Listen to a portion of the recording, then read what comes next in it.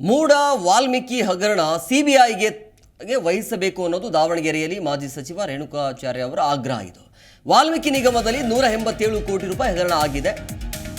ಹಾಗಾಗಿ ಈ ಒಂದು ಹಗರಣಕ್ಕೆ ಸಂಬಂಧಪಟ್ಟಂತೆ ತನಿಖೆ ಆಗಬೇಕು ಅಂತಂದ್ರೆ ಸಿಬಿಐಗೆ ವಹಿಸಬೇಕು ಅಂತೇಳಿ ವಾಲ್ಮೀಕಿ ನಿಗಮದಲ್ಲಿ 187 ಕೋಟಿ ರೂಪಾಯಿ ಹಗರಣ ಆಗಿದೆ. ಸಿಎಂ ಮೂಗಿನಡಿಯಲ್ಲಿ ಎಲ್ಲ ಹಣ ವರ್ಗಾವಣೆ ಆಗಿದೆ. ಮೂಡ 5,000 ಕೋಟಿ ಬ್ರಹ್ಮಾಂಡ ಭ್ರಷ್ಟಾಚಾರ ಆಗಿದೆ. ಹಾಗಾಗಿ ಇದನ್ನ ಸಿಬಿಐಗೆ ವಹಿಸಬೇಕು ಅನ್ನೋದು ಆಗ್ರಹ.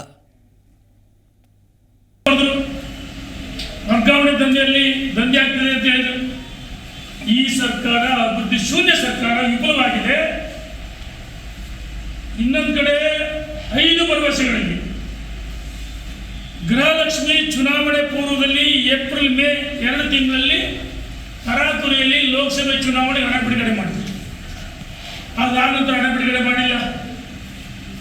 ರೈತರಿಗೆ ಹಾಲಿನ ಪ್ರೋತ್ಸಾಹನ, ಇದು ಒಂದು ರೈತರ ಒಂದು ಏನು ಕೃಷಿ ಚಟುವಟಿಕೆ ಇದ್ದರೆ ಇದು 2ನೇ ಭಾಗ. 800 ಕೋಟಿ ರೂಪಾಯಿ ಪ್ರೋತ್ಸಾಹನ ಬಿಡುಗಡೆ ಮಾಡಿಲ್ಲ. ಹಾಲಿನ ಪ್ರೋತ್ಸಾಹನ ಮತ್ತು ಈ ಸರ್ಕಾರ ಅಭಿವೃದ್ಧಿ ವಿರೋಧಿ ಸರ್ಕಾರ, ಭ್ರಷ್ಟಾಚಾರಕ್ಕೆ ಮತ್ತೊಂದು ಹೆಸರು ಕಾಂಗ್ರೆಸ್ ಅಂತ ಹೇಳಕ್ಕೆ ಇಚ್ಛೆ ಪಡ್ತೀನಿ.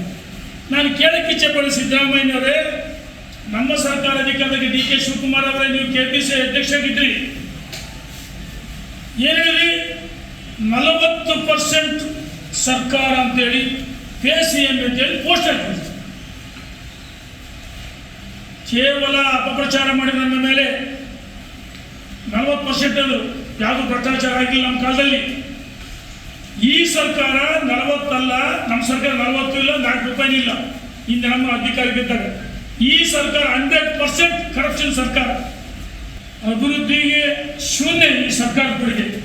ನಾನು ಸವಾಲಾಗ್ತೀನಿ ನಾನು ಮುಖ್ಯಮಂತ್ರಿ ಉಪಮುಖ್ಯಮಂತ್ರಿಗೆ ಸಚಿವರುಗಳಿಗೆ, ನಿಮ್ಮ ಅವಧಿಯಲ್ಲಿ ಎಷ್ಟು ಸಾವಿರ ಕೋಟಿ. ಜಿ ಕನ್ನಡ ನ್ಯೂಸ್ ಈಗ ನಿಮ್ಮ ಮನೆಯಲ್ಲೇ ನೋಡಿ. ಎಲ್ಲ ಕೇಬಲ್ಗಳಲ್ಲಿ ಈಗ ಲಭ್ಯ.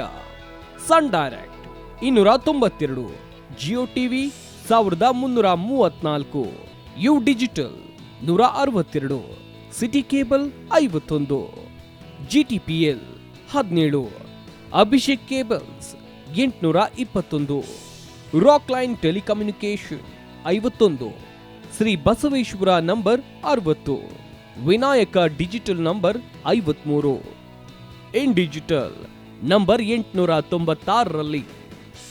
ನಿಮ್ಮಿಸ್ತದ ಜಿ ಕನ್ನಡ ನ್ಯೂಸ್ ನೋಡಿ ಆನಂದಿಸಿ.